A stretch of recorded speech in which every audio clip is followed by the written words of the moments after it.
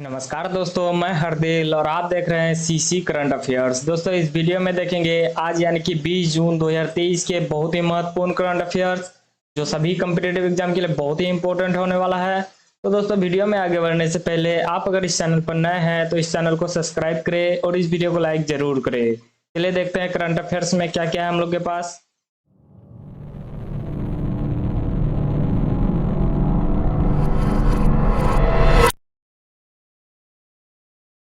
दोस्तों, current affairs देखने से पहले मैं पूछूंगा आपको आज का एक प्रश्न जिसका आंसर मैं वीडियो के अंत में दे दूंगा और आप लोग कमेंट में देने की कोशिश कीजिएगा। तो प्रश्न है कि एशिया कप 2023 का आयोजन किन दो देशों में किया जाएगा। तो बताइएगा कि एशिया कप 2023 का जो आयोजन होने वाला है वह किन दो देशों में होने वाला है। तो आपका ऑप्शन है, ऑप्शन ए में है श्रीलंका बांग्लादेश, ऑप्शन बी में है बांग्लादेश अफगानिस्तान, ऑप्शन सी में है पाकिस्तान अफगानिस्तान, ऑप्शन डी में है श्रीलंका पाकिस्तान।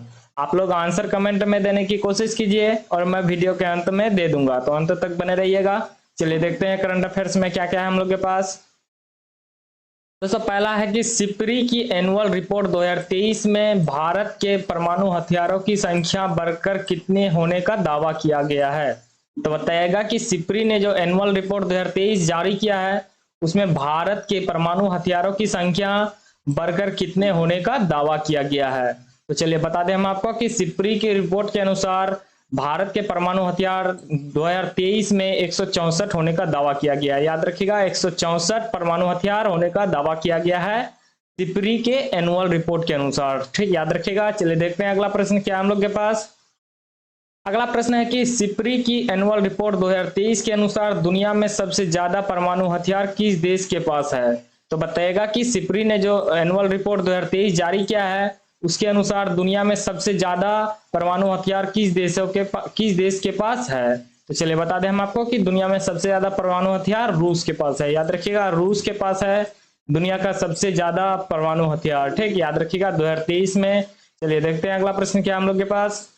अगला प्रश्न है कि रूसी राष्ट्रपति पुतिन ने किस देश में परमाणु हथियार की तैनाती की पुष्टि की और कहा कि यह पश्चिमी देशों के लिए चेतावनी है। तो बताइएगा कि पुतिन ने किस देश में अपने परमाणु हथियार तैनात किए हैं और कहा है कि पश्चिमी देशों के लिए यह चुनौती है। तो चलिए बता दें हम आपको कि किस देश में तैनात किया है परमाणु हथियार रूस के राष्ट्रपति व्लादिमीर पुतिन। तो बेलारूस में। याद रखिएगा, बेलारूस एक देश है जो रूस से सटे हुए है, तो बेलारूस में ही तैनात करने की पुष्टि की है पुतिन ने। ठीक, याद रखिएगा। चलिए देखते हैं अगला प्रश्न क्या हम लोग के पास। अगला प्रश्न है कि राष्ट्रीय जांच एजेंसी एनआईए ने किस देशों में भारतीय राजनयिक मिशनों पर खालिस्तान समर्थकों के हमले की जांच की कमान संभाली।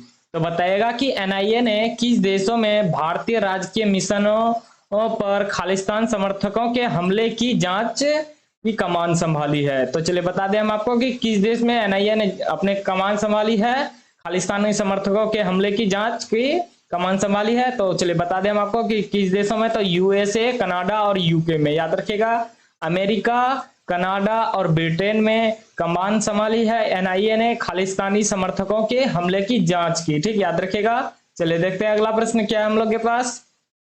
अगला प्रश्न है कि देश में पहली जल निकायों की गणना हुई है, इसमें कितने जल निकाय पाए गए हैं। तो बताइएगा कि देश में पहली जल निकायों की गणना जो हुई तो उसमें कितने जल निकाय पाए गए हैं। तो चलिए बता दें हम आपको कि देश में कितने जल निकाय पाए गए हैं।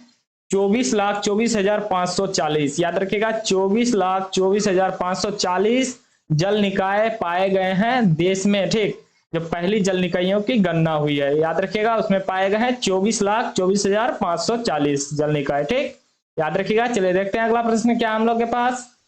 अगला प्रश्न है कि इंडोनेशिया ओपन 2023 सुपर 1000 का खिताब पहली बार किस भारतीय जोड़ी ने अपने नाम किया है।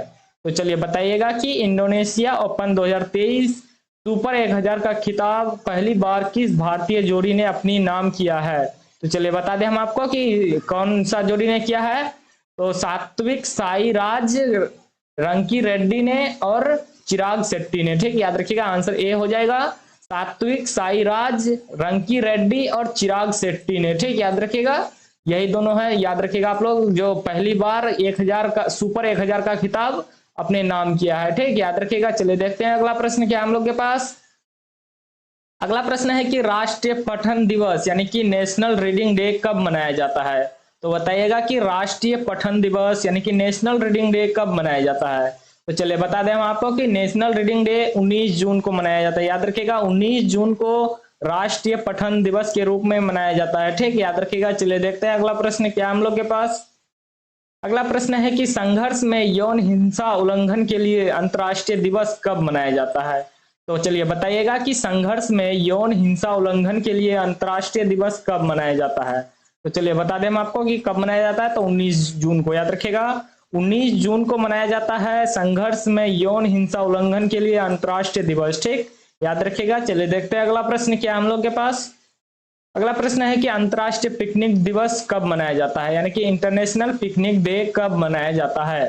तो चलिए बता दें हम आपको कि इंटरनेशनल पिकनिक डे यानी कि अंतर्राष्ट्रीय पिकनिक डे हो गया 18 जून को। याद रखिएगा 18 जून को मनाया जाता है अंतर्राष्ट्रीय पिकनिक दिवस। ठीक, याद रखिएगा। चलिए देखते हैं अगला प्रश्न क्या है हम लोग के पास।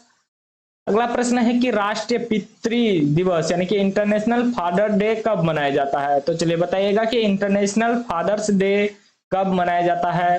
तो चलिए बता दें हम आपको कि फादर्स डे जो मनाया जाता है इंटरनेशनल फादर्स डे, तो जून के तीसरे रविवार में। याद रखिएगा जून के तीसरे रविवार में, जो 2023 में हो गया है 18 जून को। ठीक, याद रखिएगा 18 जून को 2023 में हुआ है, लेकिन मनाया जाता है कब?